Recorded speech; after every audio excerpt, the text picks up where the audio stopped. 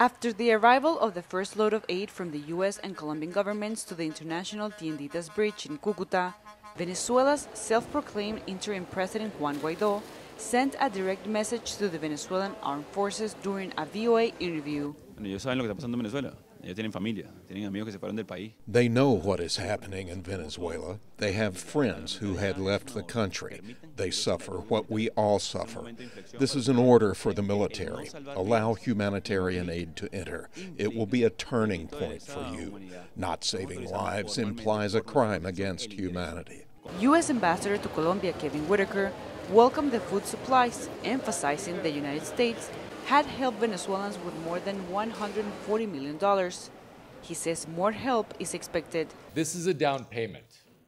This is just a beginning. It's important, it's significant.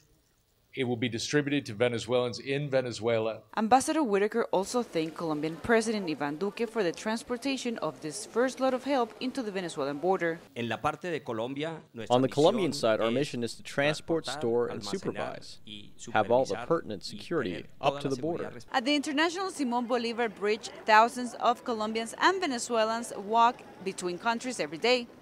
After the first shipment of aid, which consists in items like rice, coffee, powder milk, canola oil, among other items, more Venezuelans are arriving to ask if the aid is going to be delivered in Colombia. In the meantime, while the food and medicine are safely stored in a warehouse at the Tienditas Bridge, 65-year-old Venezuelan Carmen Sanchez is hoping the food can be delivered in Venezuela. The only thing I ask God is that Maduro leaves and that there is no battle with other countries, much less people dead.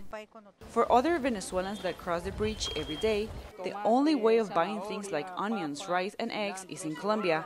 They claim there is no work and no money to buy things that are overpriced in Venezuela. The aid has to get to Venezuela. In Venezuela, people are dying.